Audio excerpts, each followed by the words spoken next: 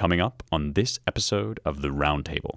And breaking the genetic link between parents, you're breaking the legal concept of motherhood between genetic and natal mothers. We've already broken that with social mothers, right, through adoption or through many other means. But like the legal concept of motherhood or fatherhood, we're breaking apart sex and procreation. You know, the sexual revolution broke apart sex and procreation one direction, right? We can now have sex without having babies for the most part, but now we can have babies without having sex. And in a world where in real life contact seems to be on the decline, friendships, dating, even sex between couples, right, is on the decline. I mean, these are all, I think, societal issues that not only ethically we're not going to be able to avoid them, or socially in terms of our public discussion, but legally we're not going to be able to avoid them. These custody battles are going to come up, right, over embryos. So I think, starting to think now about how your state is going to deal with these questions is going to save you from just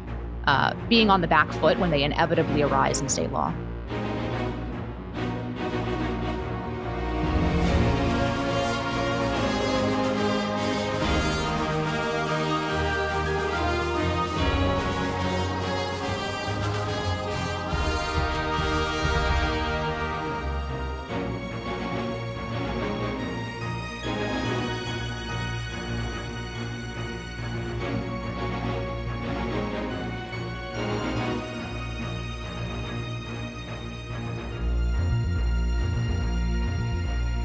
Well, welcome everyone once again to this special podcast and vidcast series at the Claremont Institute we're calling the Cincinnatus series. We wanted to give some guidance and general knowledge to state legislators, as we've been concentrating more and more lately at the Claremont Institute, not solely, but certainly have expanded our remit into advising state legislators, especially on education policy and other issues. So we spent the first 2 weeks on education, but now we're switching to the very uncontroversial topic of IVF. And I am joined by three women who have written and thought a lot about this issue.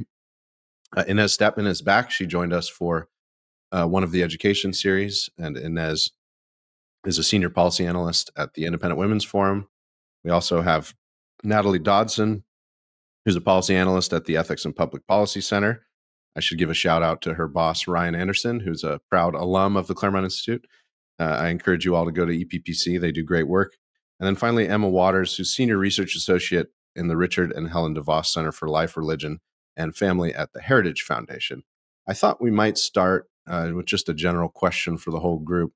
How should we think about IVF? I think actually even before that, why don't we just discuss some basics of it? We can get into why it's a controversy even on the right, but what is IVF, and how should we start to think about this in a general way? I guess I'll start with Emma, as I think she maybe has written the most about this topic specifically. Yes.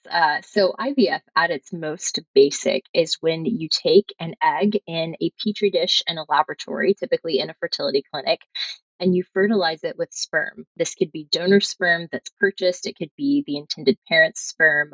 It doesn't really matter. And that's the most basic way that children are created in vitro fertilization. There are a number of variations of assisted reproductive technology, some where the fertilization doesn't take place until egg and sperm are in the woman's body.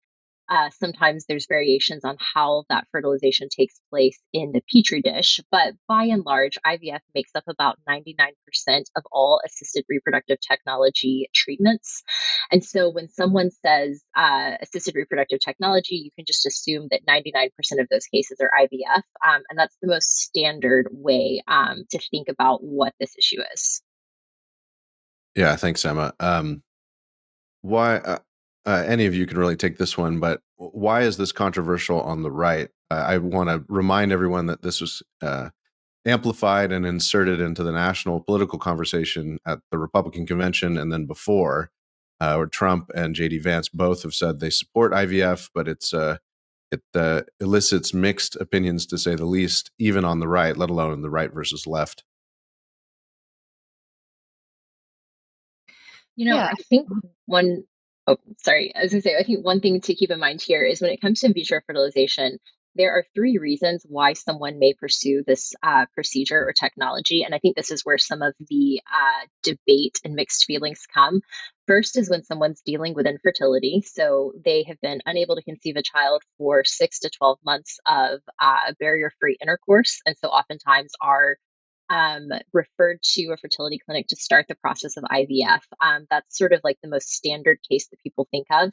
The second case is when you have individuals who are in same sex relationships. And so they quite literally cannot conceive a child without the assistance of a technology to sort of circumvent the process, bring in donor egg or sperm to help them have children. And then the third, more recent case that I think has really garnered a lot of attention across the political spectrum are when otherwise healthy couples or individuals choose to use in vitro fertilization for the purpose of genetically testing and selecting certain children. And that's the conversation of pre-implantation genetic testing that I think really gets multiple sides on the left and the right, the Silicon Valley, the social conservatives, the crunchy left, sort of at arms with each other. And that's part of the reason I think this has come to the forefront is you tend to think of this technology as a very sympathetic way of helping couples who are struggling with infertility have the children that they desire. So you think IVF, you think the birth of a healthy, happy child. But the controversy comes in the process from in between that, right? What happens from we're struggling with infertility, we want a child, to the process of getting a child. And that's where it becomes morally complicated, to say the least, where typically in vitro fertilization, you have clinics creating as many embryos as they can at a certain time to try and increase the couple's chance of success. And with that, you often have the standard practice of pre-implantation genetic testing. So about 75% of all clinics in the United States offer this testing. About 73% allow it for sex selection. And we often think of sex selection in the context of sex-based abortion. So China infamously, right, has used sex-based abortions to select men or boys, not girls. This is something that the United States has largely decried. But it turns out in vitro fertilization, when we're dealing with the embryonic development of a child, this is something that's actually very normal with the practice, except from what we can tell, couples are oftentimes choosing girls, not boys. And then you have the question of freezing the embryos, destroying the embryos, what happens with leftover embryos. And that's where a lot of the moral concerns come up. But I think Inez probably has a lot to say on that point too. I just want to bring up a few. I think the conversation around IVF ethically, and when you look at polls, you see, and that's what I think Trump and Vance and the Republican Party was responding to last year.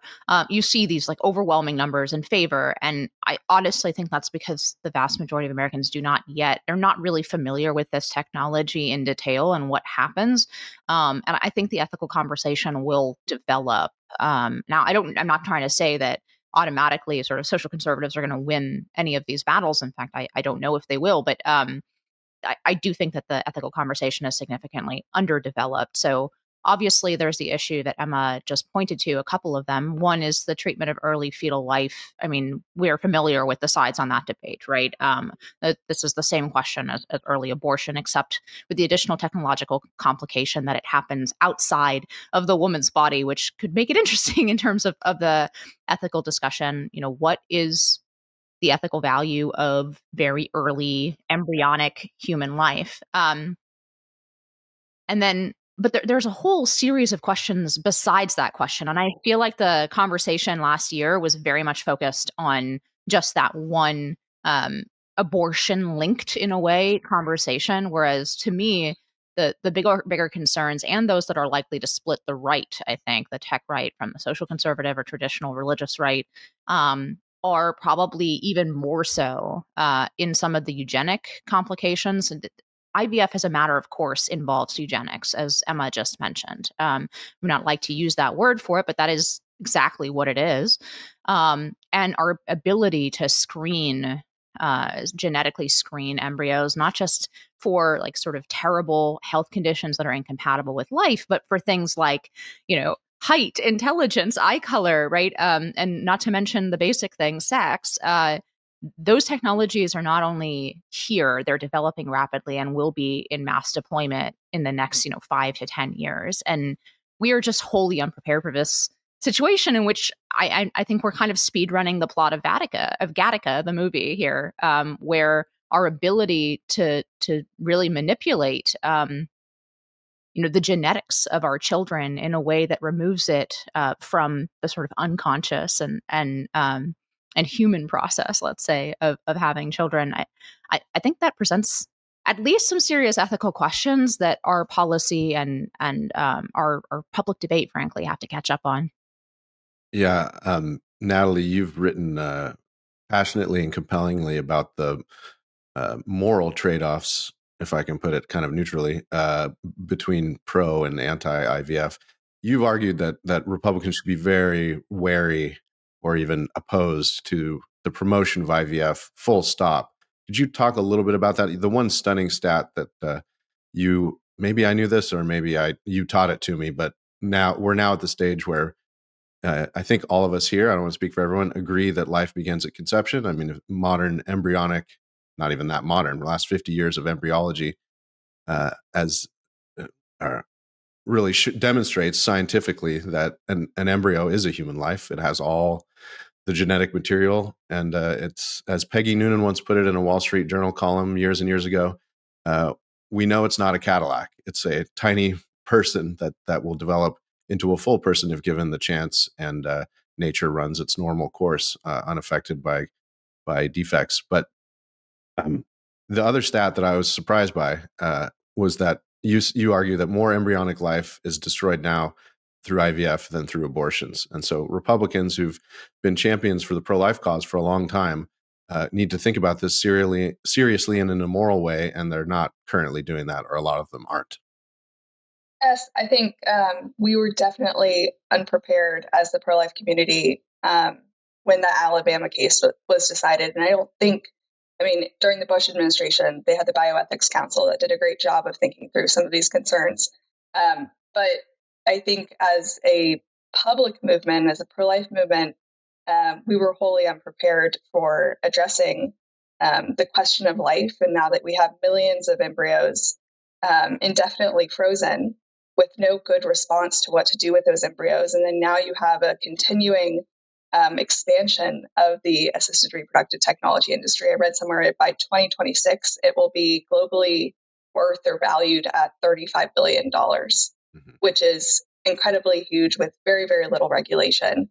The only federal law that regulates it is called the Wyden Law, or the Fertility Clinic Success Rates and Certification Act of 1992.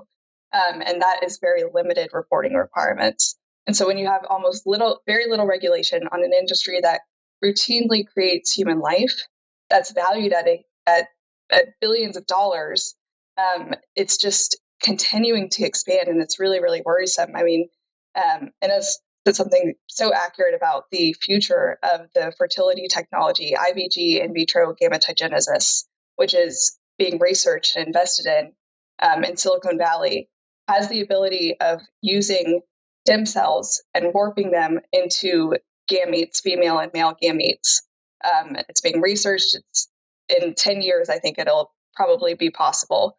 And that opens up the creation of children from multiple parents, not just 2, but 4, 6 groups of parents. So really scary technology that is on the horizon, and we need to address these bioethical concerns. And then just in addition to some of the ones that Emma and Inez raised, I'm also concerned about the commodification of women, especially through surrogacy, through donor reproductive materials, males and females, but especially women. You're now having situations where just the other day, another celebrity used a surrogate to have a child. And so these are real life situations where you have wealthy families contracting with women to use their wombs to have a child. And so these are real bioethical concerns that we need to address now, really. Yeah, there's also it's related, and we're not quite there technologically yet, although you all can correct me if I'm wrong, but my friend Helen Andrews wrote in a collected volume we did called Up From Conservatism that we're sort of on the cusp maybe of artificial wombs, which introduces a whole new aspect of this. Maybe it's, I don't know, it's hard to think about morally. Maybe it's a little less offensive than pure commodified surrogacy. but it certainly opens the door not only for Gattaca, but I think other horrors. Yeah, it's so a couple to add to sort of the litany of man-made horrors beyond our comprehension here. You know, there are questions to consider about gene editing, not just selection, right? So we've talked about the eugenic selection process. First of all, I mean, even laying aside sort of the obvious ethical considerations in eugenics, there's also the question of like, we don't know what traits are going to be useful in the future. We're taking those selection mechanisms, so to speak, out of the hands of nature, right? And taking the wheel of our own genetic future. So the decisions that this generation make with regard to this technology and how they select their children will impact the genetic future of human beings for the rest of our existence, potentially for millennia. And then if you add on top of that the fact that gene editing is coming very quickly, you could potentially break the link actually between one generation and the next in a very real genetic sense. All of these things are, in my view, questions that are not, I'll put it this way, I'm not satisfied to hand over the final say on these questions as a society to a handful of guys in Silicon Valley. I don't think that that's a good way to make these decisions that we're going to have to confront, not just as a nation, but as a species. But to get to the point that maybe state legislators would be more interested in, I don't think this is an issue that state legislators, even if they wanted to, are really going to be able to stay completely out of. The Alabama case itself comes up in the context, right, of parents asserting rights to embryos that were then mishandled by a clinic, right? There is going to be parental rights to be considered, especially when you all of those genetic factors that we're talking about, even breaking the genetic link between parents, you're breaking the legal concept of motherhood between genetic and natal mothers. We've already broken that with social mothers, right, through adoption or through many other means. But like the legal concept of motherhood or fatherhood, we're breaking apart sex and procreation. The sexual revolution broke apart sex and procreation one direction, right? We can now have sex without having babies for the most part, but now we can have babies without having sex. And in a world where in real life contact seems to be on the decline, friendships, dating, even sex between couples, right, is on the decline. I mean, these are all, I think, societal issues that not only ethically we're not going to be able to avoid them, or socially in terms of our public discussion, but legally we're not going to be able to avoid them. These custody battles are going to come up, right, over embryos. So I think starting to think now about how your state is going to deal with these questions is going to save you from just being on the back foot when they inevitably arise in state law. Well, and typically, when you're looking on the state level, it comes down to these custody battles. Oftentimes, they are handled in family court, but as we saw in Alabama, as we've seen potentially in Texas and in California and other states, frequently the situations are just so messy that it's not possible and so frequent, unfortunately, that at some point family courts are actually inadequate to continue addressing this problem over and over. And it requires some sort of consistent regulation to govern the situation. But just to add to what Inez was saying here, there's this creepy notion of like these weird men in Silicon Valley who don't get enough sunlight making decisions about which children are born or what kind of children are born. But the area that I have started looking into that I think is certainly just a few years away is the use of artificial intelligence in assisted reproductive technology.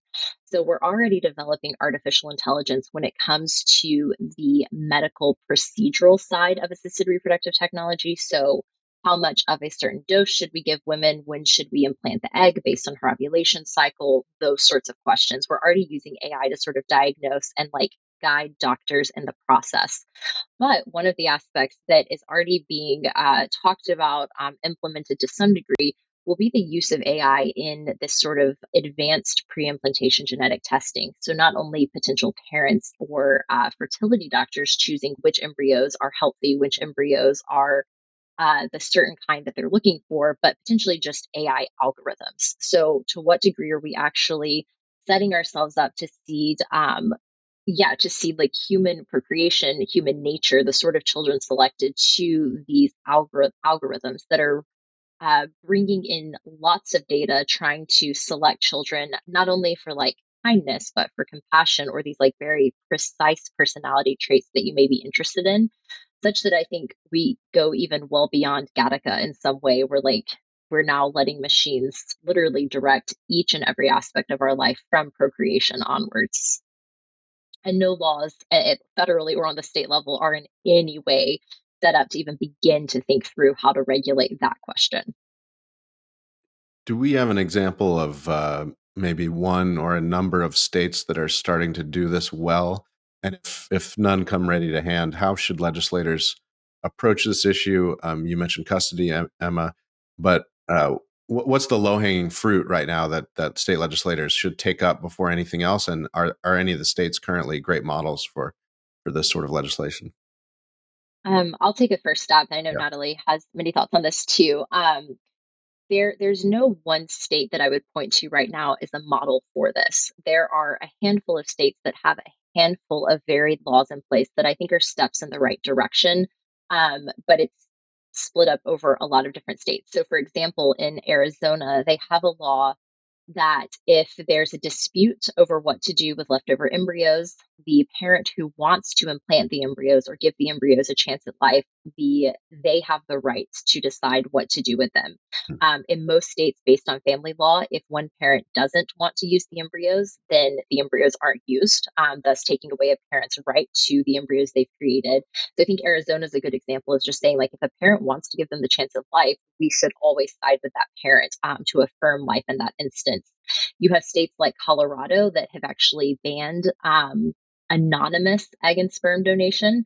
So you can still buy or sell your egg or sperm, but you cannot do so anonymously, with the understanding that a child has a right to know who their biological mother and father is, not simply for the case of their medical history, right, but to know where they get their laugh, their personality, and where they came from on a much larger level. You have Louisiana that obviously prohibits the destruction of embryos, which is, of course, something that we're fully in favor of, but also doesn't sufficiently address the questions of what to do with like a surplus creation of embryos to begin with, which is something that most states have not started to address. And then you have, so that sort of gives you like a bit of a framework. You have other states who are starting to consider things like reporting requirements in IVF. So not merely reporting requirements for how many cycles are done and how many patients, but questions like how many embryos are being created. What's happening to each of those embryos? Are they being tested, destroyed, frozen, implanted? And that's just data that we do not have on the state or federal level. You have things like informed consent laws, ensuring that parents have full informed consent of the IVF process, that egg donors have full informed consent of the process, and even laws that actually seek to legally codify recommended guidelines from the American Society for Reproductive Medicine. So they recommend that only one embryo be implanted at one time in most cases, but that's not legally enforceable in any state. And so you have you have states considering approaches like that. Yeah, but again, it's just sort of all over the board when it comes to the IVF regulations, but very little has been done thoughtfully to address this issue in a consistent manner in states, which means the door is really wide open for state legislators to just start thinking on the most basic levels. How do we ensure that IVF is done in a way that protects parents and honors life? Yeah, and just in addition, you have at least 15 states that have cloning laws.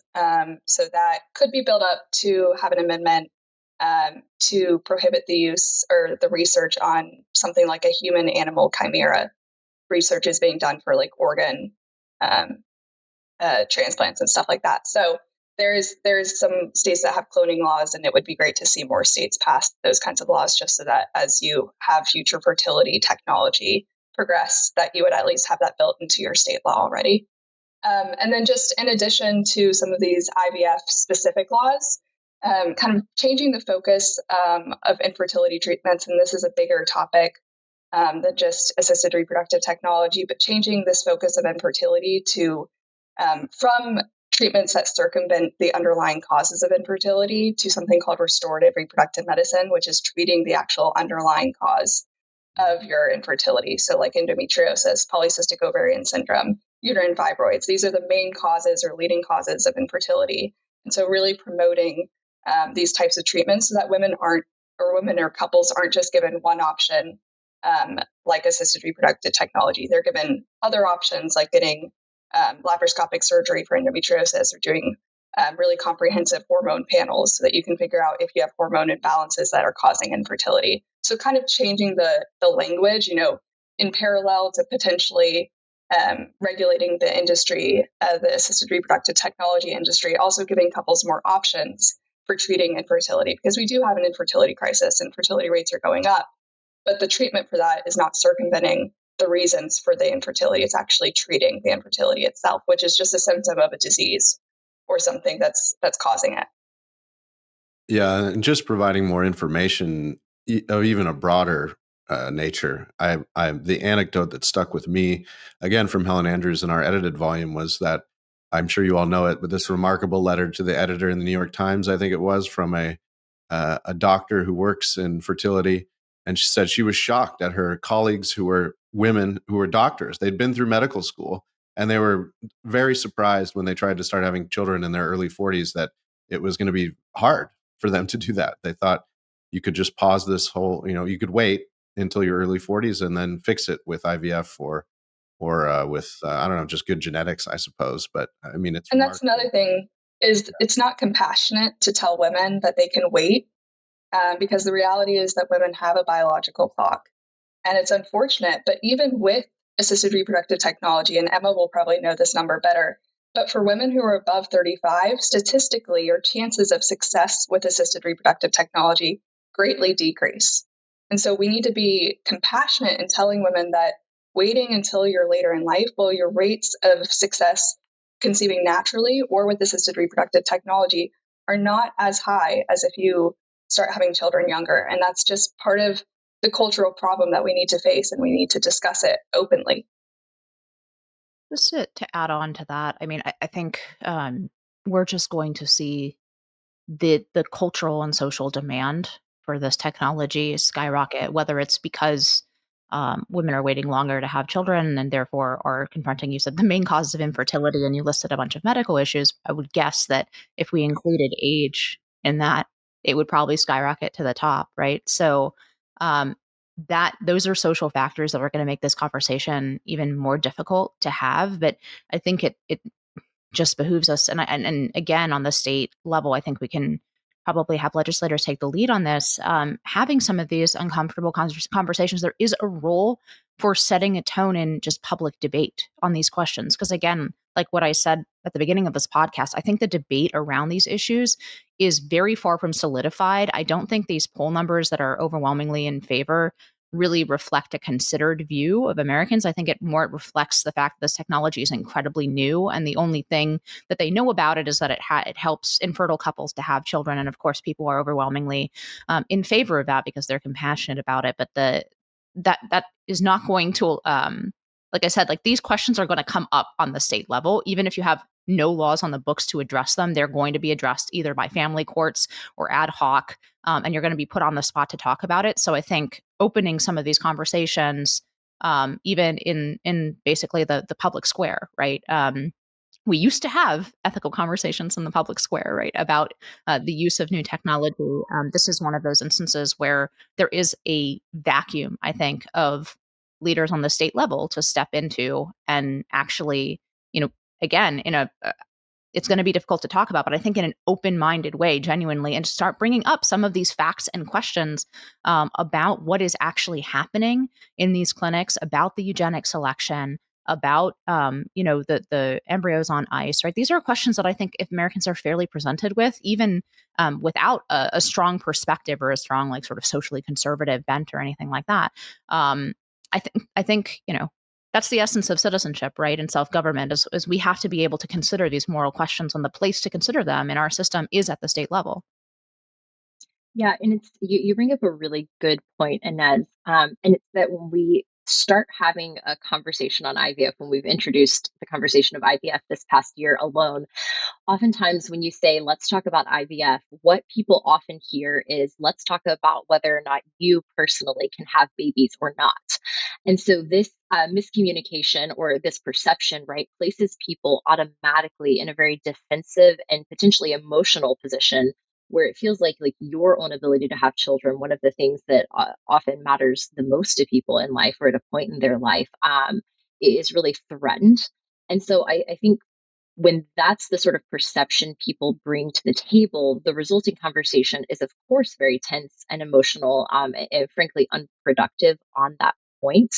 And while that's not what's being said, it can certainly feel like it. And so I think in these conversations, especially, it's really important to ask the question of what is our goal when we're talking about IVF? What's our goal when we're talking about policies on this front? And to sort of reiterate what Natalie has said, is that the goal here is not the question of do we want more IVF or less IVF? That's not really the goal. That's not the purpose of the ultimate policy discussion. The goal here is asking, how can we help couples who are struggling with infertility have the children that they desire? And that bigger picture emphasis on infertility and on helping couples who are struggling with a number of reproductive health conditions. I think on average, it's estimated that couples who are diagnosed with infertility have 4 or more reproductive health conditions that are at play in both the man and or the woman's body, really split up about a third of the time due to male causes, a third of the time due to female causes, a third of the time a mixture of the two. And if we're really tech, as pro technology and technological developments as we say we are, then we actually need to expect more from our treatments and more from our procedures than we currently have. We actually need to be using all of the technology available to fully diagnose and treat infertility as it presents itself. The fact that a majority, or sorry, not a majority, but many infertility cases come down to unknown causes of infertility being the thing that has someone referred for IVF. It's just a shame, right? We have more technological access, more medical knowledge than ever before in history, and yet we still can't even adequately diagnose and treat infertility when it presents itself. And so we're giving people an option that's incredibly costly, that's harsh on the woman's body, that's emotionally very fraught. And we're saying this is the best that we can do. And frankly, I think as women, as couples, as families, right, we should just be very dissatisfied with that answer as it's been presented to us, and should really be pushing our lawmakers, pushing our medical professionals, researchers to pursue more options to think about this. And when you look at polling in particular, yes, by and large, across the board, people support access to IVF, the use of IVF. We want to help couples have children. But one of the tertiary questions that's oftentimes overlooked is when you ask couples or you ask individuals what happens or what should happen to leftover embryos. Scott Rasmussen had a really interesting poll, I think around March or April of 2024, where they asked this question. And it found that 76% of respondents said they did not want to destroy leftover embryos. Now, that doesn't mean that they're pro-life, doesn't mean that they have some sort of personhood connection to the embryo, but it means that they don't, that for whatever reason, they don't want to destroy the embryo. And when you have an industry that's structured in such a way as to create as many embryos as possible, oftentimes the reality is that you're just going to have leftover embryos. And so on average, people have estimated that there's potentially around about 1 million frozen embryos already in the United States that are not being used for whatever reason.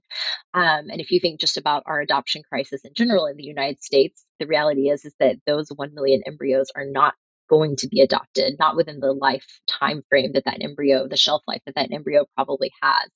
And so I think even as lawmakers, as we think through this question, if we know that people are generally uncomfortable with the idea of destroying leftover embryos, the frozen rates attest to this, then we should be asking a lot of questions about how we practice IVF, the assumptions we've brought to it, just so we help parents so that they're not finding themselves in these really uncomfortable and unfortunate situations where now they have multiple embryos left over, they have no idea what to do, and they sort of feel like they've been led down this lane and then just abandoned there now with these these embryos they have no idea what to do with, and no real help or assistance in thinking through the problem from there.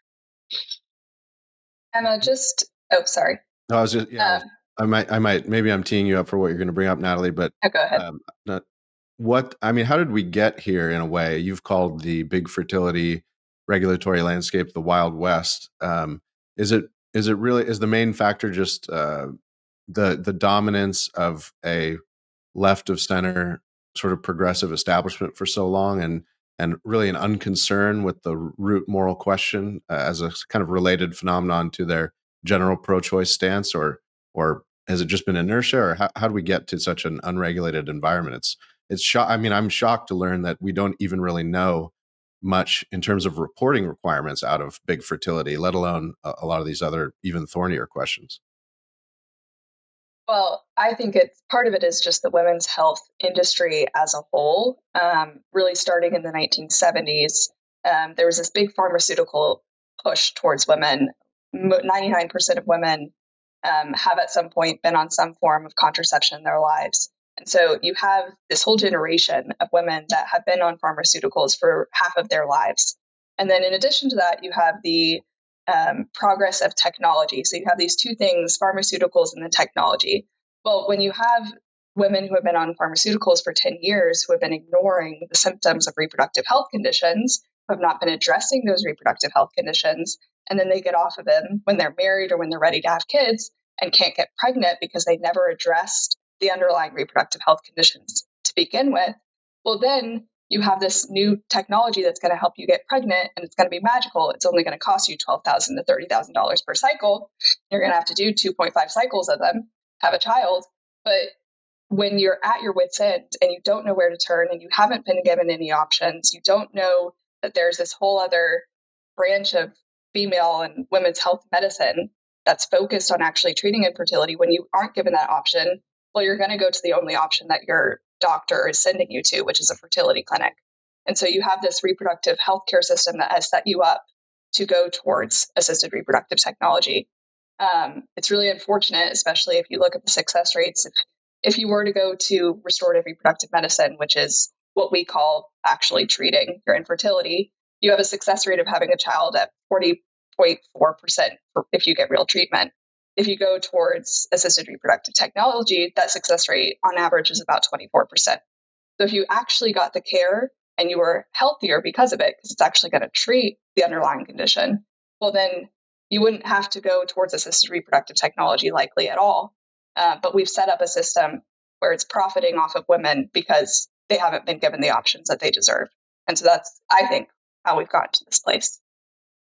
Yeah, it seems very plausible. Could I add a more philosophical maybe go ahead, or cultural explanation? Again, I mean, I think we have been doing this larger reconsideration of the consequences of the sexual revolution, right? And I think this is very much in line. We have flipped the stance on children and who they are, what they are, right?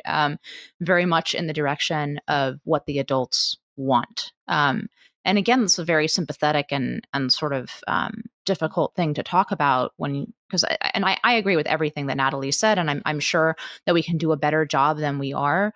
But ultimately, in so many of these conversations, these public conversations, what we have is an unwillingness to ever make a majority ethical ruling that is going to leave some people with less than what they want. Mm-hmm. And I'm sorry, that's politics. In many cases, I mean, as a state legislator, you'll be familiar with many such cases, right?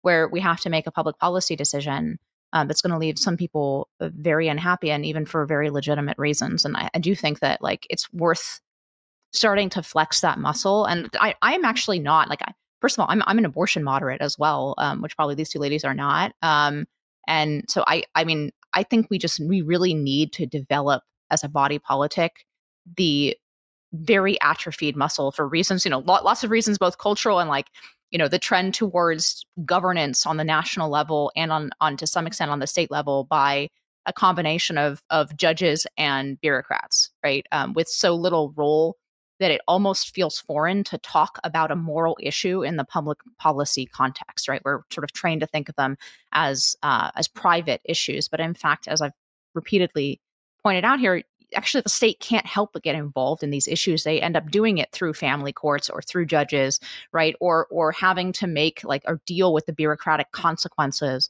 of this Wild West that both of these ladies are referring to. And so as citizens, I don't think we can get out of considering the moral questions involved here. And I hope, I frankly, I don't have an answer. I don't have a preferred set of policies, that I can just spit out the way I could on, for example, some of the other issues that I work on.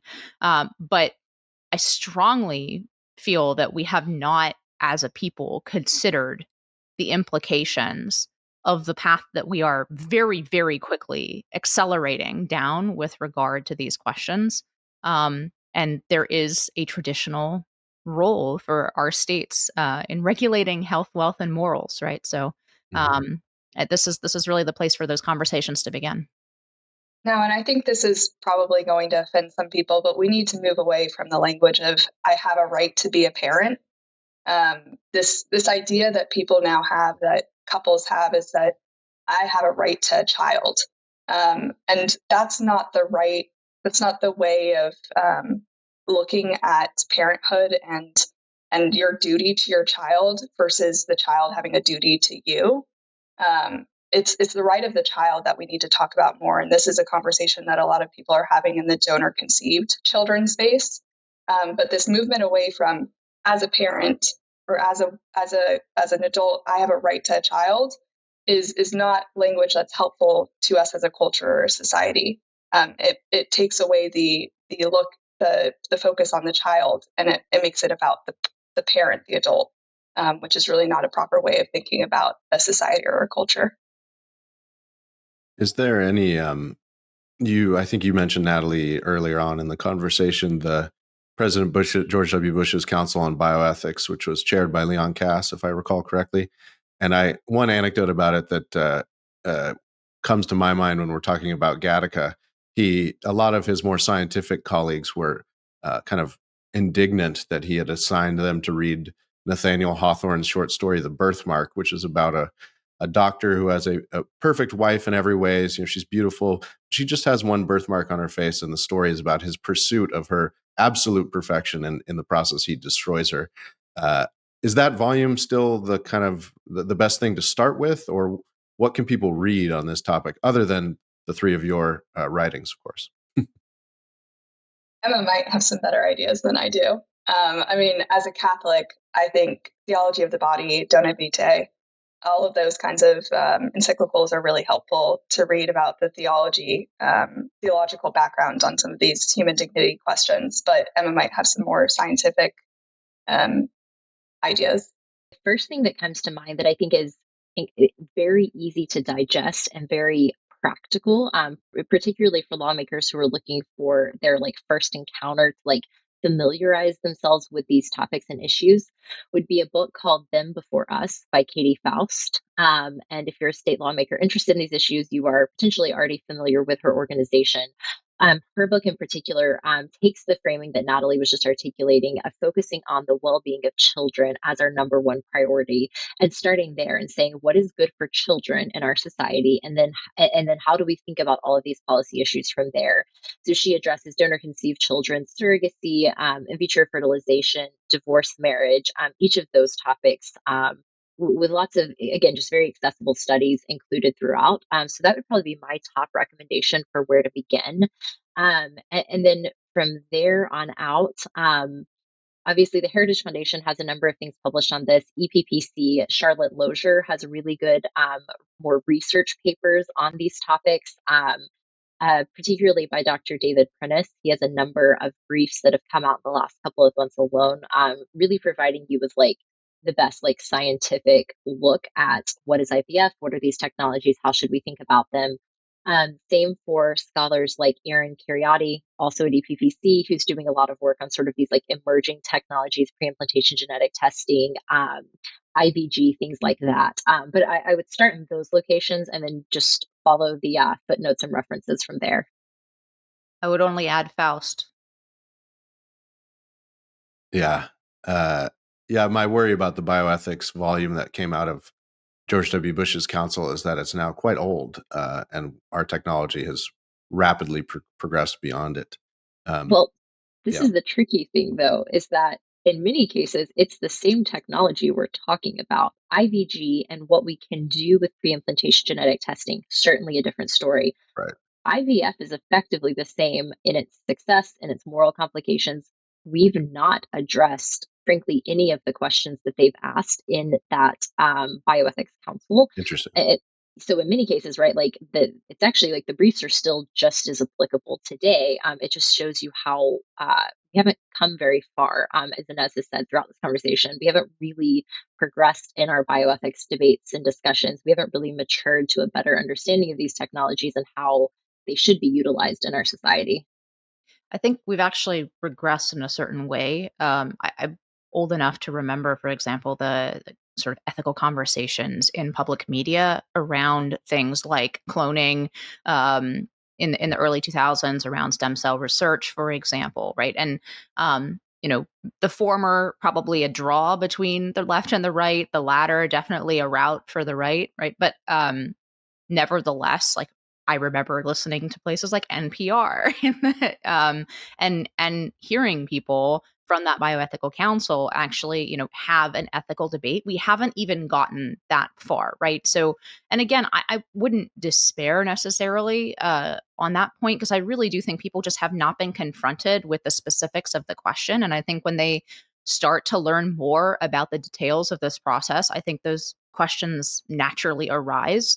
And I do have faith that we will, rise to the occasion as a people and sort of consider these questions. I don't know where exactly we're going to come down on them, but we haven't even gotten to that point yet, where we were in the 2000s, where we were at least having this public discussion in media about the ethical dimensions or considerations of the technological developments of the day. And it Just cannot sorry. sorry. One point on this, precisely what Inez is saying, it cannot simply be the best ideas win. The best technology will win. And what I mean by that is if you look at the embryonic stem cell debates of the 90s and early 2000s, there were open debates on these topics, more potentially sophisticated bioethics discussions, but there wasn't really a meaningful persuasion of the American public on embryonic stem cell research. The reason that conservatives, the right, whatever you want to call it, quote unquote, won on embryonic stem cell research is because the technology proved to be ineffective. And they found a much better way of going about it, which was adult stem cell research through polyplutarent, that word, genetic modification. Um, and so the better technology won out, that also happened to avoid a lot of the embryonic moral concerns that conservatives or religious people had. But it frankly, it hurts me to say this, but it wasn't it wasn't the debate, the ideas that really persuaded the public. It was the better technology that did. And so I think that's probably one of the most sobering aspects of any discussion we have on reproductive technology, is that ultimately, while compelling hearts and minds is a must, right?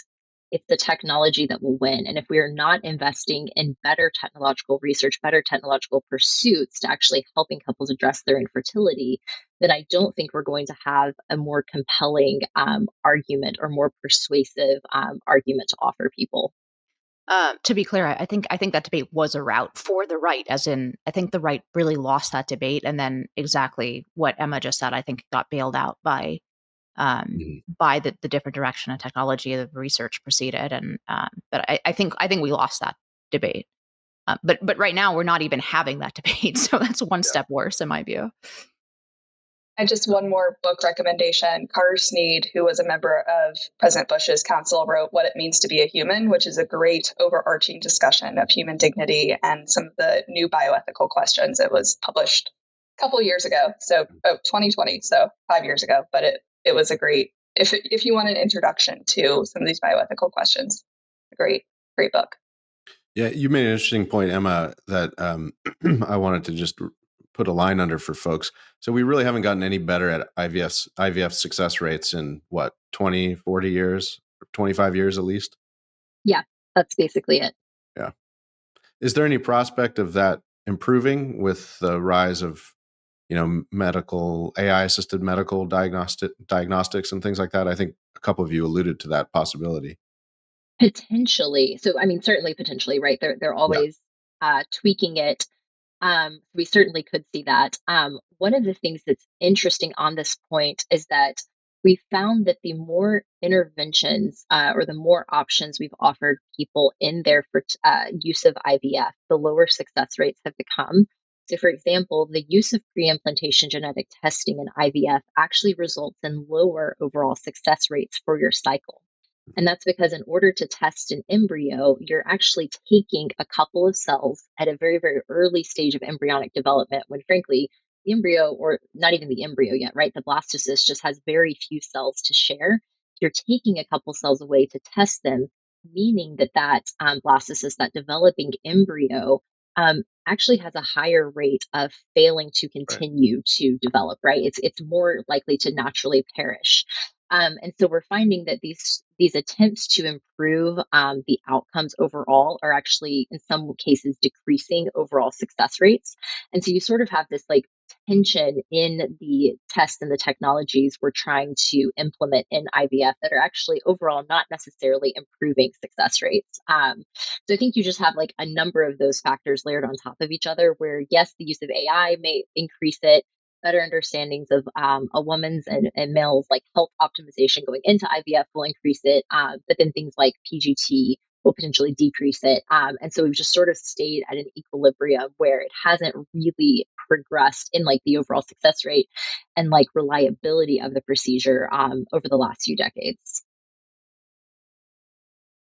Are there any, well, I should ask this question really, or offer this encouragement maybe and see what you all think of it. I mean, it sounds like, among other things, one of the low hanging pieces of fruit for state legislators would be to just get more information out there in whatever form they can. Or, I mean, should states create their own councils on bioethics?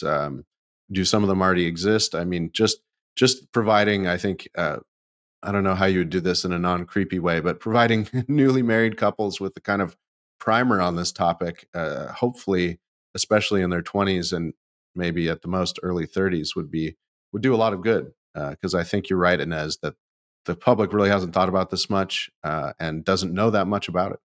Yeah, I mean, I think that's a really good idea, Ryan. I mean, I think state level bioethics councils would be a good idea. Probably Emma or Natalie can say if they already exist. I think just Yeah. data collection is another low hanging fruit.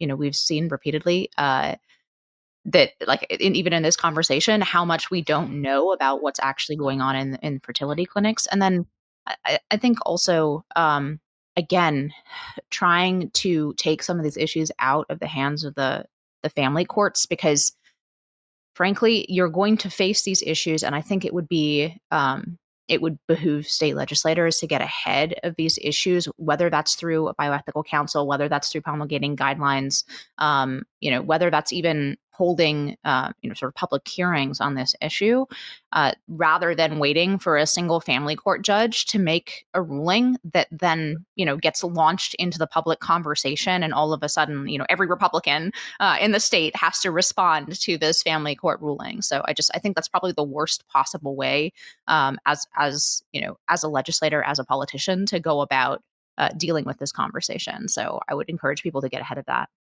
Yeah, I think the response has to be twofold. The first is education. There absolutely needs to be more education on what assisted reproductive technology is and the bioethical concerns. So if that's through bioethics councils, through education of members in each state, whatever that looks like for each state, I think that that's definitely a necessary step. I think the other one is data collection. The federal reporting requirement law doesn't even have an enforcement mechanism. And so at least 12% of fertility clinics don't even report to the CDC. And when they do report to the CDC, it's not always really trustworthy. A lot of the times they're inflating their success rates. Some clinics aren't reporting success rates of 38 years and older women, so they're only reporting young women. So for states, they could implement their own reporting requirements throughout each state. And I think that's really the policy recommendation that is most feasible at this moment in time. Yeah, arm thoughtful citizens with more information, especially young and even not so young couples who are in the midst of this and proceeding either from some of the topics you've raised, Natalie, are either proceeding under kind of misleading information, or the big fertility is kind of hiding the ball, as you just mentioned, all the way down to just the basic facts of how one should think about this, the risks involved, and what happens to your embryos and all the rest. Yeah, because data collection goes hand in hand with couples being able to give informed consent. Right.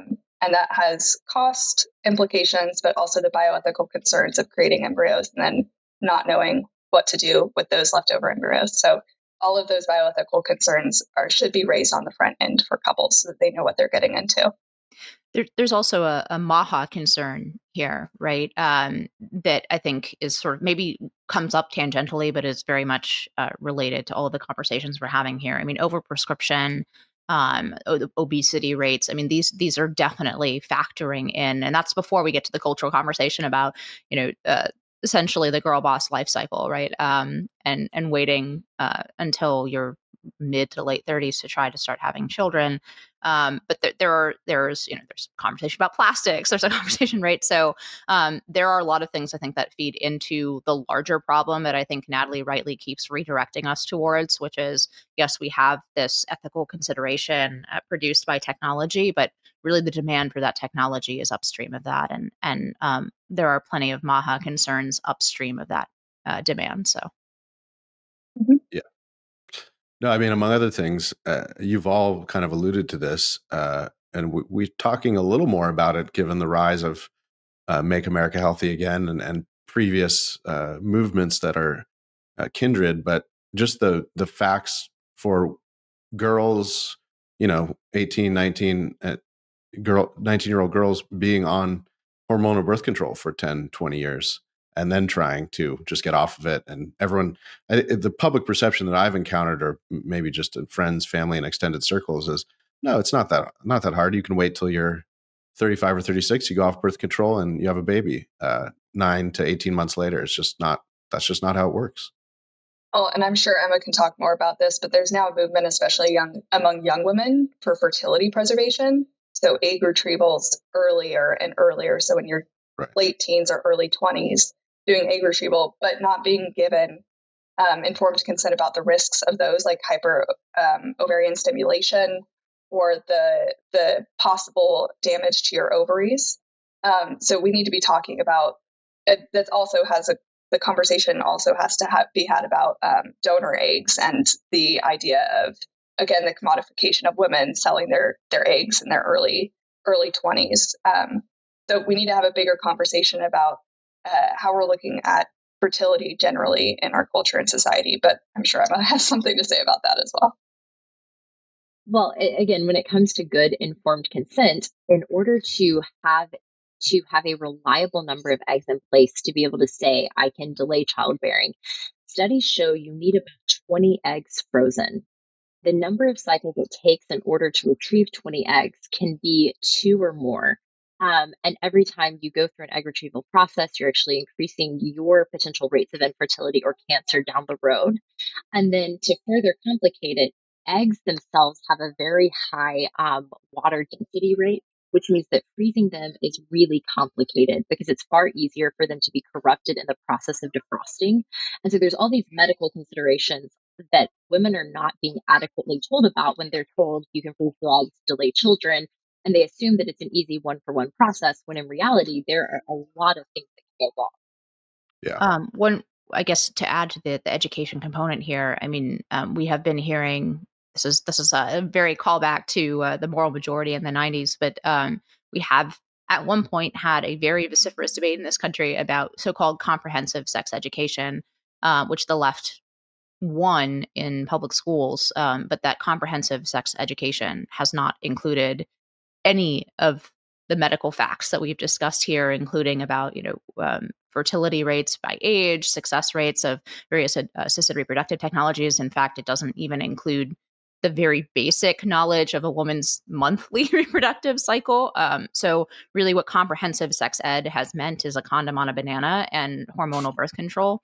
And that is something that states very much have a hand in and very much can change if they choose to change their sex ed standards. Yeah, Sorry. One of the arguments I've been making when thinking through state policy specifically is looking at health programs within each state and what type of education, maternal education, young teenage education they're doing, and really promoting something called a fertility awareness-based method, which now is really easy because the Oura ring, I'm not wearing mine right now, but actually tracks your temperature throughout your cycle. But teaching women at 13 or 14 years old how to track their cycle so that they can get on top of that from an early age is really just the basics of sex education that is actually comprehensive and actually teaching women about their bodies. And I think that would be a great first step for states to look at. Yeah, I suspect, and it sounds like you're confirming, Natalie, that to build on Inez's point, sex education has been focused plenty on sex of all sorts, but needs a lot more on the natural product of sex, which is children, especially as we have this growing fertility crisis. And I think unfortunately, a lot of women, young and a little older in their 30s and 40s, ultimately aren't taught any of this stuff, and it becomes too late, and they're it's immoral in a way to not inform them about all of this, and then to have the heartbreak of not being able to have a child later in life. So, well, we've just scratched the surface. If people want to read more, thanks for the recommendations, but I encourage everyone to go to Inez's writing at the Independent Women's Forum, Natalie's writing at the Ethics and Public Policy Center, and then Emma's writing at the Heritage Foundation. And I wanted to thank you three for joining us, and thanks everybody for listening. We'll talk about family policy more broadly next week on this Cincinnatus series. I'm Ryan Williams, president of the Claremont Institute, and we appreciate your time and hope this was useful.